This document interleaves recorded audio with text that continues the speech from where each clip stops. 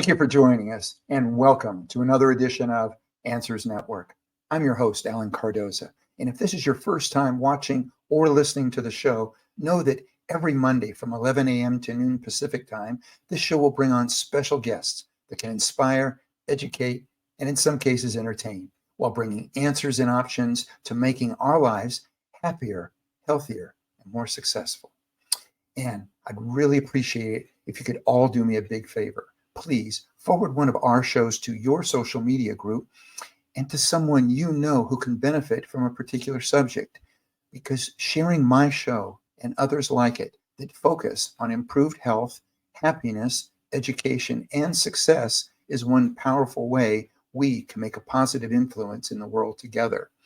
Now, fortunately, our guest today also has a podcast, and she is also making a positive difference in the world with her own podcast, as well as many other ways.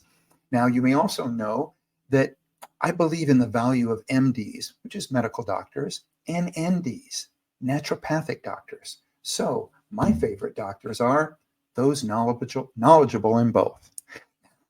Our guest today, Dr. Sharon Martin, holds a doctorate in physiology and worked as a research scientist at Emory University School of Medicine. Subsequently, she trained and graduated from Johns Hopkins School of Medicine and finished a medical residency in internal medicine. And during the last year of her residency, Dr. Martin served as chief resident. She continues to hold membership in the American College of Physicians and the National Organization for Internal Medicine Physicians. Now, Dr. Martin is also a certified graduate of the Healing Light Body curriculum of the Four Winds Society, a premier training organization and program in shamanic energy medicine. She is currently the medical director of a rural health clinic in Pennsylvania. She also is the host of 2 radio shows, Maximum Medicine and Sacred Magic, aired on the syndicated network Transformation Talk Radio. Here to talk about her new book and much more. The book is called Maximize Your Healing Power. Dr. Martin, welcome to Answers Network.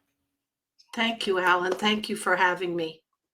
Well, again, it is my pleasure. And as I said in the beginning, I am so happy to speak with doctors that are looking at more than just what a particular medical school tells them. So my first question is that after you became a renowned internal medicine doctor, what led you to look into and later train in energy healing? Well, like you were telling me earlier that you have a healthcare provider who's both a traditionally trained doctor and a naturopathic. Mm-hmm. I think we ought to have everything available to us. Why would we limit? Why would we just take one slice of the pie when we can have it all? I got convinced. Sorry, go ahead, Alan. Oh, no. I what I was going to say is that, I couldn't agree more. But I mean, you went to some of the top schools, and it seems as though some of the training in these schools is telling people, this is your answer, this is what to do, move on. In other words, there had to be something different going on for you to go, you know what, maybe there's a little more that I'm going to take on that they're not telling me. It happened time and time again with different patients. The lab tests would say, oh my God, this is happening. The x-ray would say, oh, look, there's a mass, it's got to be cancer. I sent a young woman abnormal lymph nodes to a cancer doctor. Oh, you've got lymphoma, but don't worry, it's very slow growing, and it shouldn't cause you any problem for 15 or 20 years. Well, when you're 40, that's not a long time. Exactly. And she said, well, wait a second. How do I know that that's what that is? She went to a bigger center where they actually did a biopsy before they declared what she had. And she had an autoimmune disease called sarcoid, not lymphoma. So here was somebody willing to condemn her, to give her a label that was, first of all, wasn't even factual. I've seen people be given things that by all lab tests is factual, and they beat the odds. Mm-hmm. Or they have totally normal tests and something bad happens. So medicine, even though we're taught that, things are black and white, there's no black and white. There's huge amounts of gray. And the part that I find missing in mainstream medicine that I am now spending a lot of time learning about is the role of our thoughts and our beliefs over the outcome of our lives. And that how consciousness plays in, that's a whole nother topic, maybe a whole nother radio show, Alan. Exactly. But if you can really see yourself, visualize yourself in the healed capacity, your body will follow. The mystics, all the ancient spiritual teachers have told us that. And mainstream medicine ignores that kind of stuff. It ignores the holistic view. It ignores the power each patient has over their own health and destiny. It's not even very good at nutrition, and it's certainly not good at spirituality. And all of those things matter to me. And again, I could not agree more. And I want to come back to, you mentioned autoimmune. Mm-hmm. And it seems to me, and again, and I love the part about as far as the mental side of it, and I do want to come back to that because I so believe in that.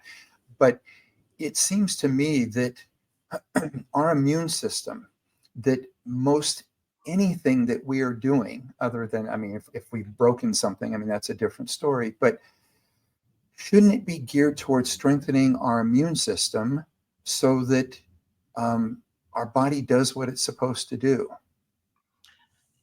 Yes, with one caveat. Okay. That's not the only avenue.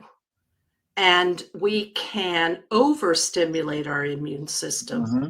which can be equally disruptive to us. I'll tell you a story. Please. First of all, maybe this is a multifaceted story. The amount of autoimmune that I've seen in the past 10 years is skyrocketed. Our food sources are not very healthy. Our air and water are not very healthy. And the amount of toxic information we allow into, I now, having trained in shamanism, see people's energy fields. We let in a lot of poison. And even though I've been totally hooked on Twitter, especially with the January 6th, because it matters to me that we in the United States stay as a democracy, I recognize that watching that stuff all the time is not healthy for me. Mm-hmm. It's too much coming at you. I have a girlfriend, a very good friend, very deep spiritual, and she started to follow a alternative healer's recommendation for a liver cleanse, started to eat a lot of broccoli, found out that she was starting to not feel well, her hair was thinning, and something led her, I don't know if it was her intuition, to get a heavy metal test, and her heavy metal levels were sky high. She then checked the organic broccoli and sent that off for testing, and it was sky high in heavy metals. So I just remember what my mother and grandmother used to say, everything in moderation. Yep.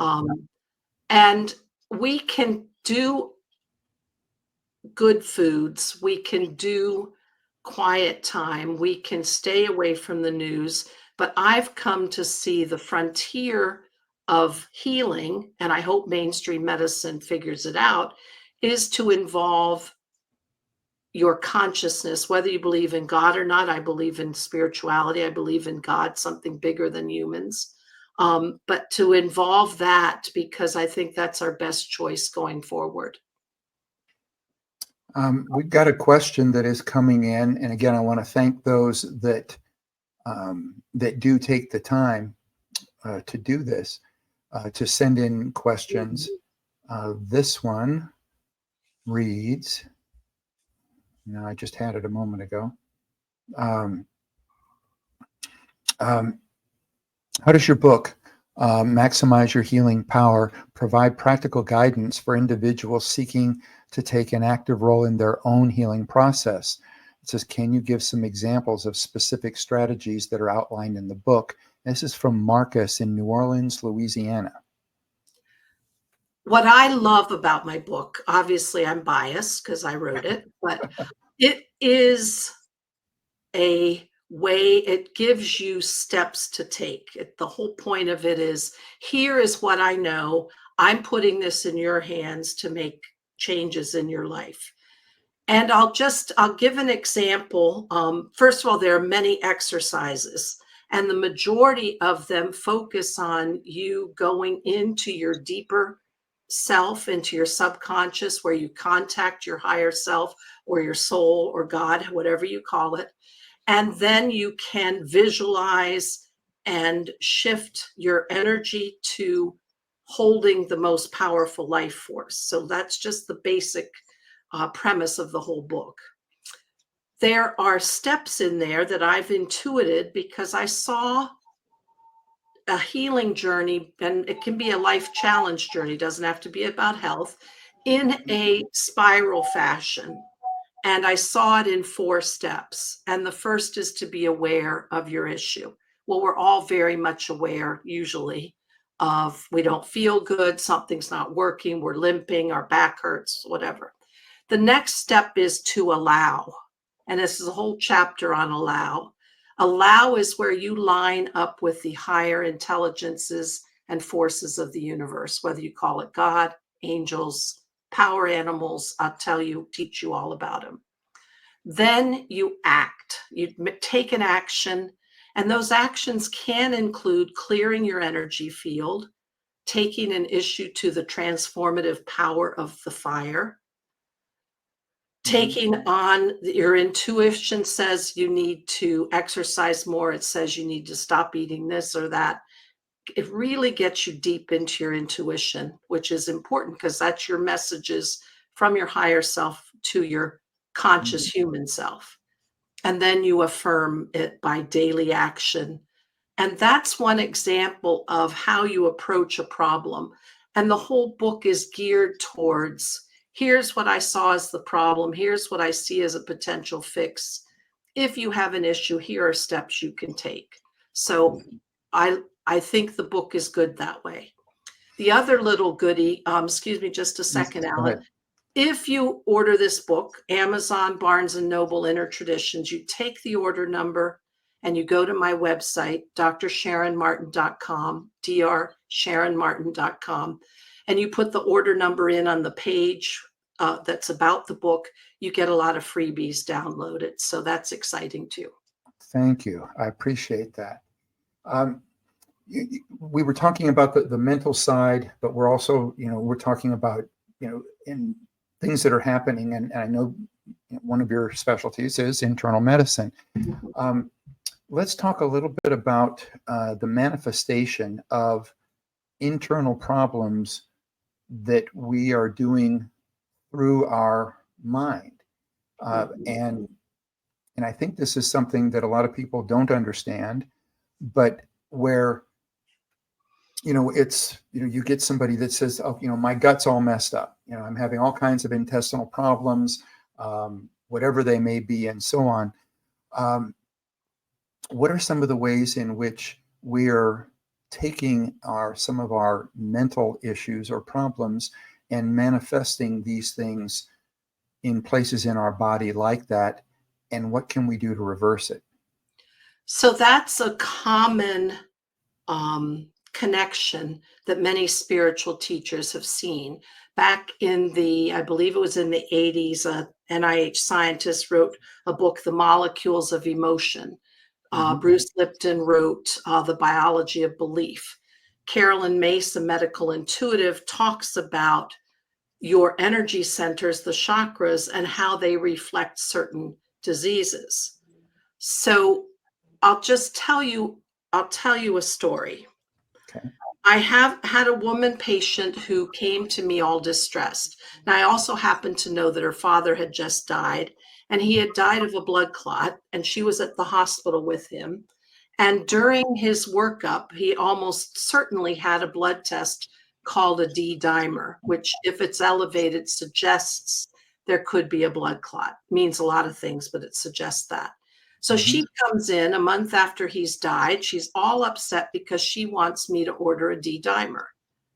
And I try to probe as to why are you fixated on the D dimer? And, D dimer can be up from infection, from inflammation, from things. I'm thinking, I don't want you to order this. You're going down the rabbit hole of a worry about something. Gets the test, it's abnormal, only slightly, but to her, it's not normal. Even though to me, if it's normal, supposed to be less than 100, this is 102. Usually a person who comes with a blood clot, their number's 500. Those are just relative numbers. And then we embark on a whole year of her going to specialists.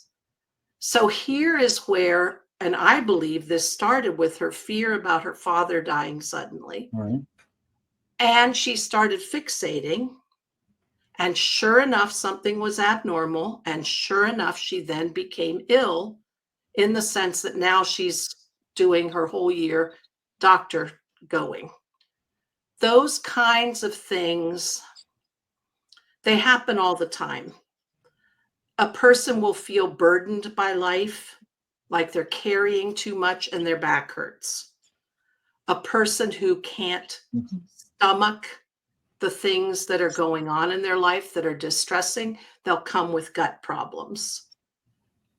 More often than not, a young woman who's been sexually abused and sexual trauma has lower reproductive issues. Happens all the time.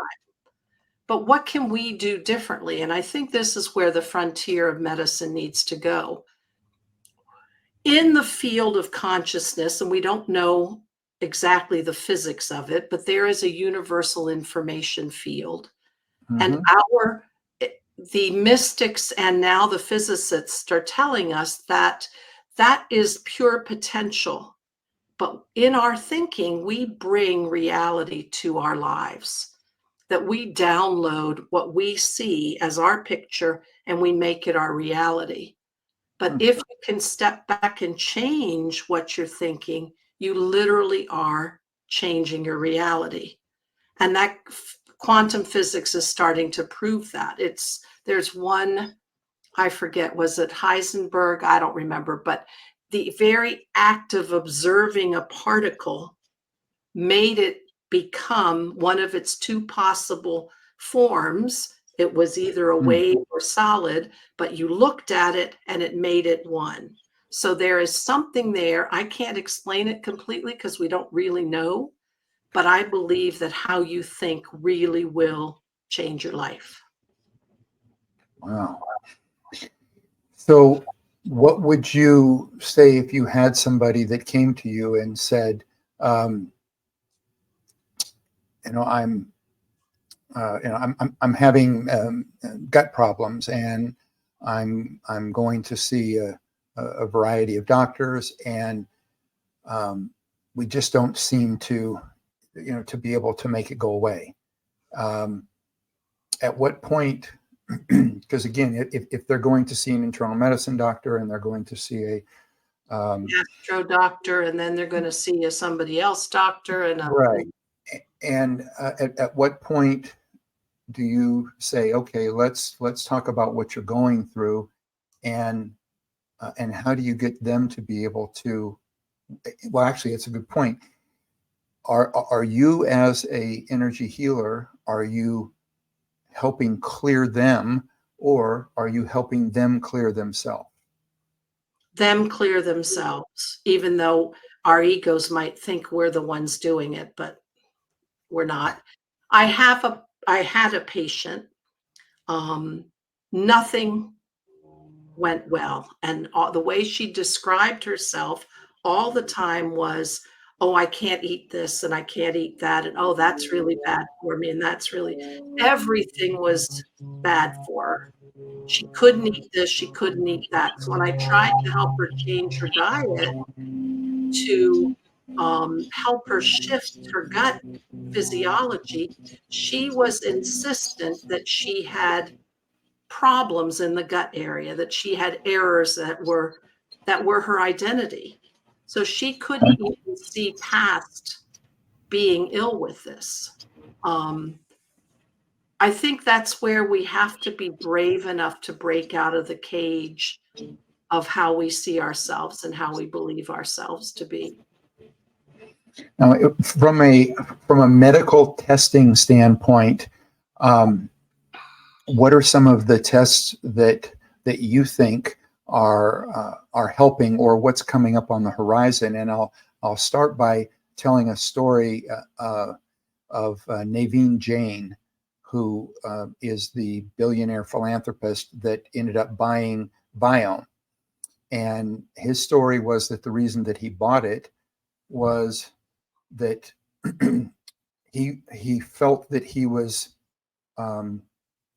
slowing down. He was getting older, and so he was slowing down, and he was starting to put on a little weight. He was getting a little paunch around the middle. And so he kept cleaning up his diet more and more and more. And he got to the point to where almost the only thing that he was eating was spinach, because that was the healthiest thing that he knew of to do that. And then by getting tested through Viome, what they pointed out to him is that based on the isolates and the other things going on with spinach, and I believe he's a vegetarian as well, that the worst thing for him is spinach. Mm-hmm. And so he was making himself sicker and sicker and sicker, and he couldn't understand why, but he was so impressed with the information they provided that he bought the company, and his goal has been to bring the cost down to where everybody could do it, because at the time he did it, it was very expensive. What's your thoughts on that, or what are some of the tests on the medical side that can help you in working with someone, tell them that either this is the problem or maybe they need to look elsewhere? Well, I think that for this guy who was eating only spinach, again, moderation, you can't just go down. That doesn't make sense to just pick one thing. I know also that for the majority of people, eating organically and eating fruits and vegetables costs money. That's difficult. Yep. And that's why so many people end up eating what we would think is kind of junky food, is that it's cheaper. Mm-hmm. I think coming down the horizon, there's a lot of genetic medicine seems to me to be going down this they're putting the microscope on and they're going deeper and deeper and deeper to find the one gene that you are this gene, and therefore if we target our medicines to this, we're going to fix you better. Then you have on the other side, and mostly this is in the spiritual and naturopathic field, you have the concept of epigenetics, that it's not the actual gene, mm-hmm. but it's the whole cellular environment that will decide which genes are listened to, which products created by the genes become turned into proteins and cellular mechanistic. So again, that epigenetics is malleable. It's changeable by the environment. And if you go back to the original literature, the biology of emotions, the biology of belief, that is changeable. Joe Dispenza does research with his workshops where they actually have shown immune cells to change based mm-hmm. on the meditations that they use. So for me, it's like, I'm glad medicine is going to find some new specific things, but it still doesn't fix what I think is missing. And that is, we have the power to change things. And we have it based on our thinking, our thoughts, and our deep connection to the universe, which is found through any form of spirituality, any form of connection, whether you believe in meditation or prayer or ritual. Those forces of the universe are there to be allied with. All right. We're speaking with Dr. Sharon Martin. We're talking about her book, Maximize Your Healing Power. Now, we're going to take a break. If you know somebody that can benefit from this, shoot them a quick message and tell them that they can tune in right now. And we'll be right back in about a minute and a half. Conflict International are experts at uncovering the truth. Our specialist team has decades of experience in providing a range of bespoke investigation and intelligence services to companies and individuals. Whether you need professional screening or background checks of employees, due diligence of potential clients or business partners, asset tracing services, or surveillance, Conflict International has a rapid response team on hand to get you to the heart of the matter.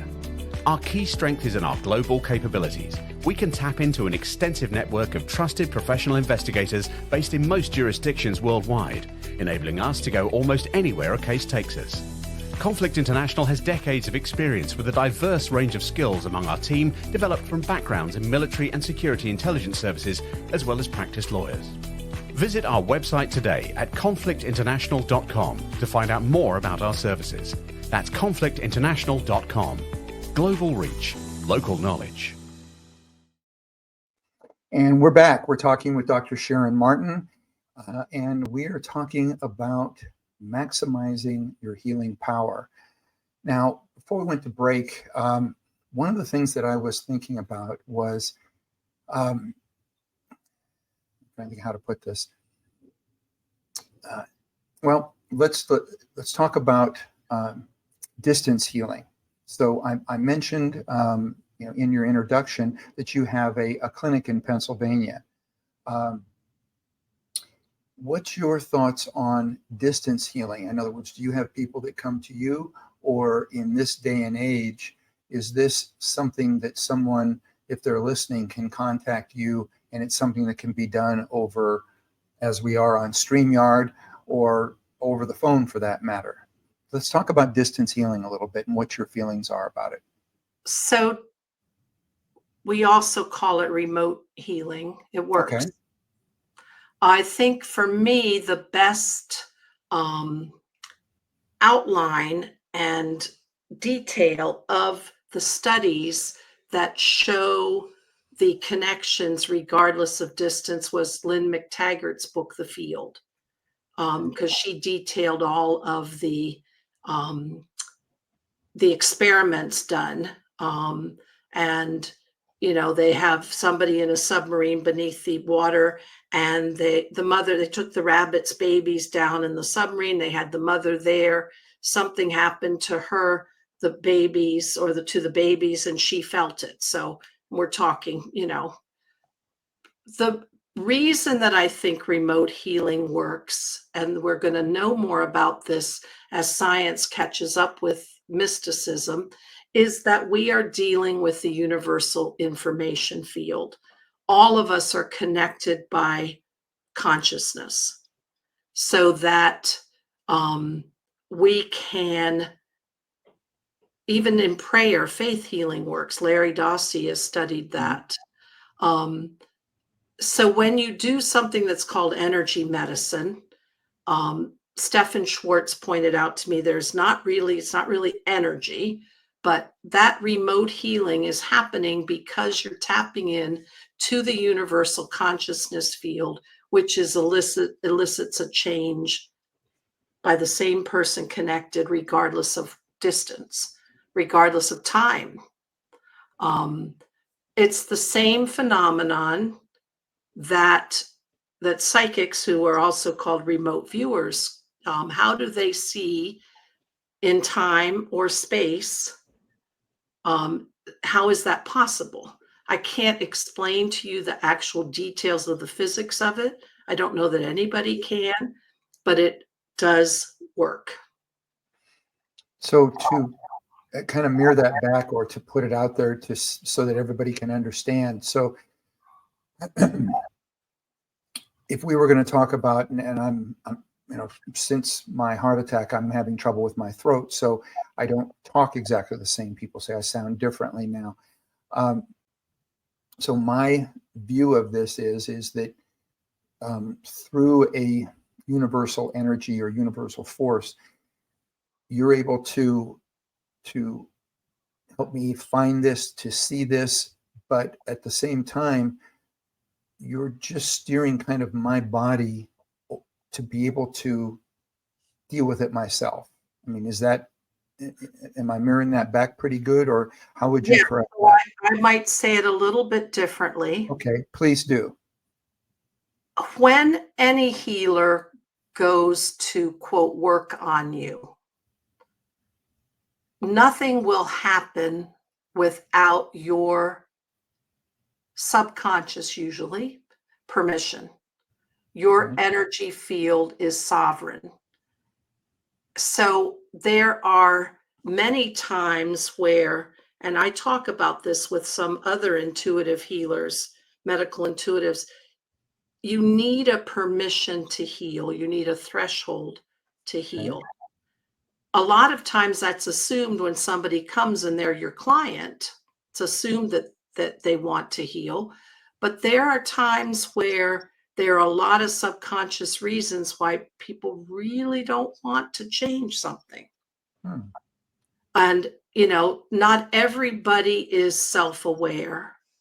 Not everybody can really dive in and say, I keep saying I want this to shift and it's never shifted. How many people are brave enough to look at what are the goodies you're getting from keeping it? Not everybody's brave enough to do that. That's hard to do. But nothing happens to you without your subconscious permission. Now, is subconscious permission is part of that belief? Yes.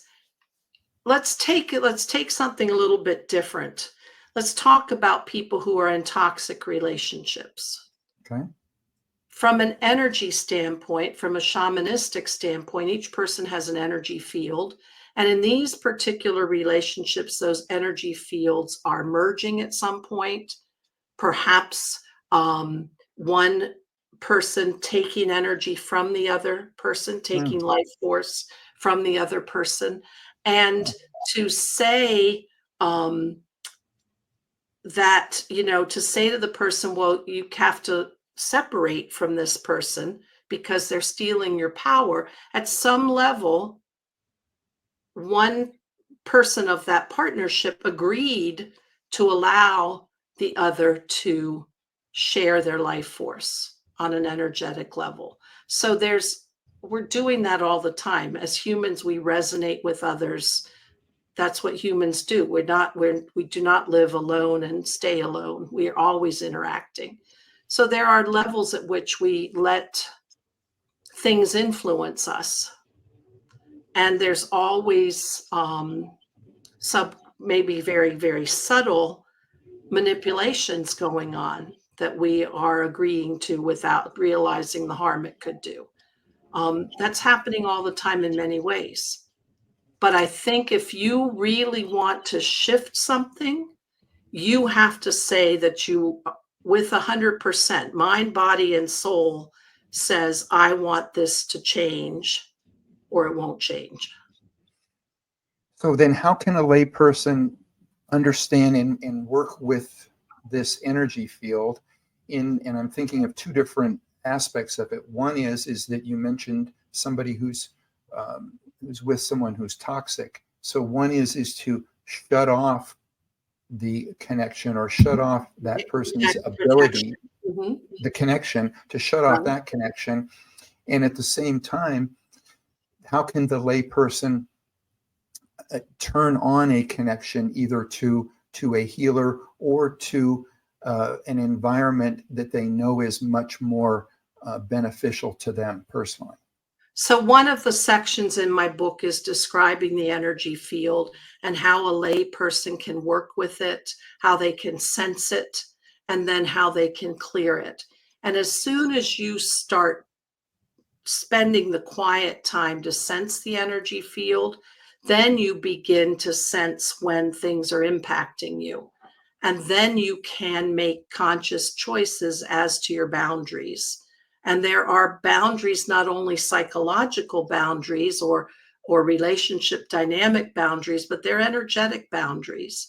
And you can clear your field. You can set up a strong perimeter. And so those things, those basics I teach in my book. All right. We had another question that I just saw. So let me see if I can get that up. So this one reads, okay, it says, I believe healing is a deeply personal experience, and individuals often face obstacles or setbacks along the way. My parents both dealt with chronic illnesses before passing away, and their medical doctors seemed stumped when they had setbacks. In my father's case, and dealing with cancer, when chemotherapy appeared to fail, their answer was up the chemo. How does the book address the challenges that people encounter during their healing journey? And does it offer strategies to overcome these hurdles? This is from Melissa in New York.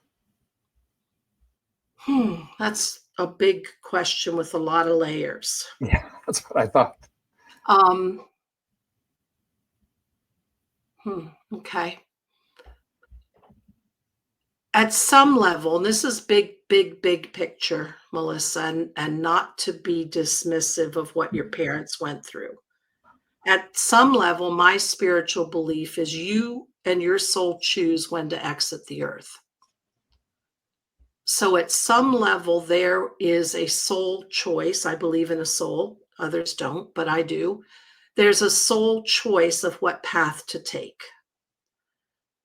Sometimes, as horrible as that path looks, there are benefits in that path to those around the ill person, including giving the family members, and this may not apply to you and your family, but giving the family members a chance to show compassion and care and caretake and love and come closer.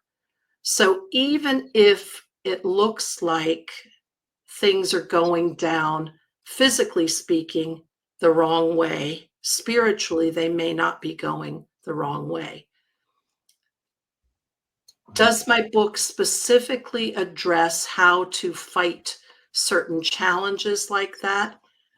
Not specifically, but it does show you how to hold a clear intention, how to use your intuition, and how to ally with your universal helpers, spirit guides, power animals, angels, Jesus, other, higher beings, higher intelligences.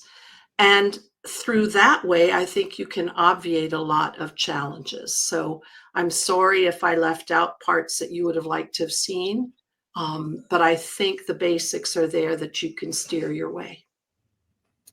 Now, you just mentioned you described some of the helpers being natural spirits, dragons, power animals. Explain how connecting to these are beneficial. There are, in my thinking, as you were saying that, there are people that, they have something that they believe in, but maybe they just aren't realizing how they can turn that into a benefit rather than just sitting back and expecting this to solve everything for them. Share a little bit about how manna from heaven to land on you. What's that? Expecting the manna from heaven to land on you. Yes. So what are the benefits of these helper energies? First of all, I think we could all say that there are forces, currents of energy, different vibrational energies, and intelligences in the unseen world. Trees have an intelligence. Nature has an intelligence. The weather has an intelligence. Many, many cultures believe in little people, fairies, leprechauns, unseen energies. We happen in the West anyway to have given those energies names. When you take time to explore a connection, let's take a power animal, for example, and do I have time to tell a quick story, Oh, Alan? absolutely. Yeah, we've got about 9 minutes. Okay. When you start to research a particular power animal, in my shamanic training, we were taught to link up with 4 different animals, jaguar, eagle, hummingbird, and serpent. And we're spend time aligning with those. Those animals hold different energies. So for me, we don't have eagles in Pennsylvania. Well, we do now have a few, but we have hawks, and I was very connected to hawk. We spent time thinking about, what does hawk represent? Mm-hmm. Flight, the ability to see from far away, the ability to lift up and see the bigger perspective, the power of that, the intelligence of that. And I spent a lot of time connecting. Now, when you connect with energies, you are actually trying them on in your energy field. The same way when you think about different colors, you are taking those energies in, borrowing their characteristics to help you move forward in life, perhaps exhibiting some of those characteristics. And to show you how powerful that connection can be, I'm driving home from one of the workshops in my shamanic training. It was about a 3-year process. And I'm driving home from one of the workshops, and I'm on a back road, and all of a sudden, bam, something hits my windshield. And I see feathers and I see blood. And I go, oh no, it's a hawk. Well, I'm devastated because I can't believe that I have killed a hawk. I pull off, I back up, I go to look for it. I'm just beside myself. I'm so upset. I look on the side of the road back for hundreds of feet, as far back as I know I had driven.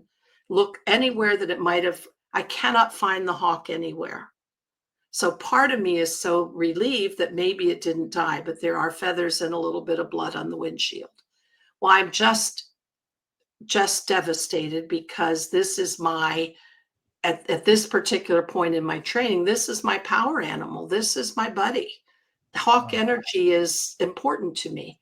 Well, I get back in the car and I'm kind of in tears, and I'm driving ahead, and up ahead is an accident that literally happened 10 minutes prior, and somebody died.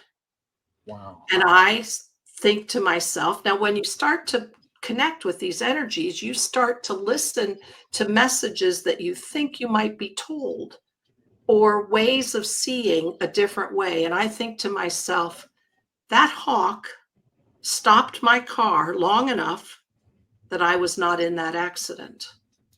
Literally, the accident had just happened when I had stopped, pulled over, and was looking for the dead hawk, which thank goodness I never found.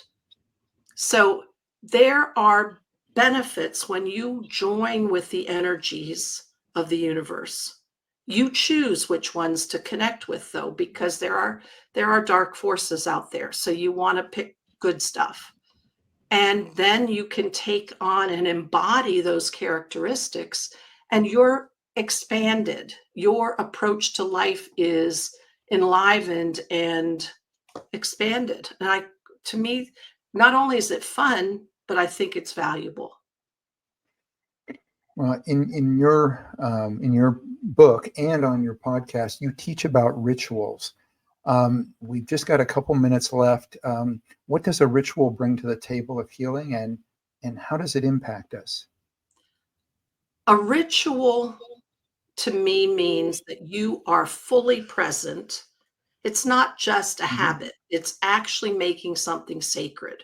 So you are fully present, and you are connected with your soul, your spirit, however you see spirit. And then you're setting an intention as you go through the action of lighting a candle, burning a paper of what you want to be transformed by fire, using a crystal to clear something. Those moments are sweet spots where you are totally immersed. You are connected with the universal field, and every part of you is present. And many rituals, like going into a Catholic church and kneeling, or using the holy water to cross yourself, many rituals have been done for thousands of years. So as you enter that energetic configuration, you are entering the power that has been set for millennia by doing that ritual. So rituals to me are very important because it's where you can take an action in sacred space. I would love to be able to continue. And you mentioned earlier when we started to go into the subject of more of the mental side of it, it could be a whole nother show. I'd love to do that. But before we run out of time, are there any upcoming events where viewers or listeners can learn more about you, learn more about the book, Maximizing Your Healing Power? My website, drsharonmartin.com, drsharonmartin.com, has things, but I want to have listeners pay attention when I do my radio shows, my Maximum Medicine radio shows.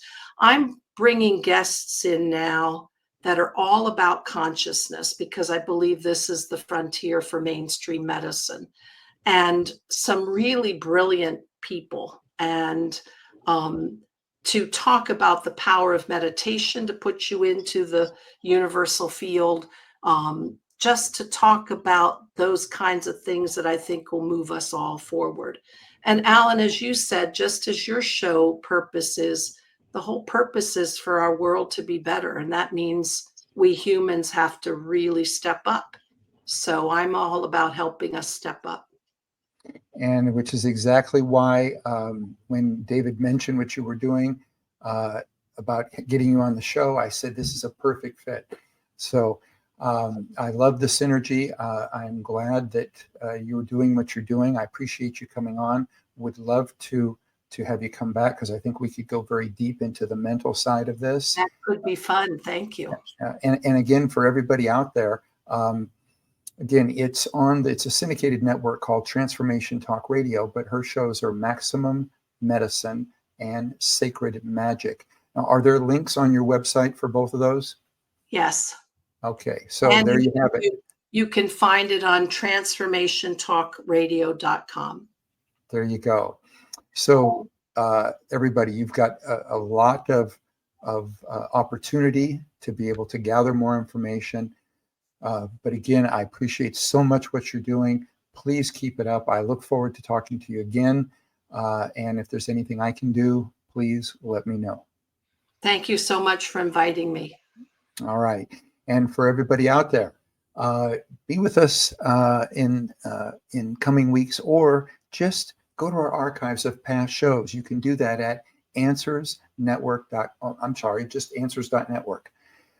And you can subscribe to the show through Apple Podcasts, iHeartRadio, Spotify, SoundCloud, YouTube, Rumble, Spreaker, and so many other popular podcast platforms. And if you like what you hear, please leave a review. I want you to know that we greatly appreciate it. And the next time that you're on Facebook, Twitter, or Instagram, please remember, stop by our page, check out some of our latest shows. If you like them, please like us and spread the word.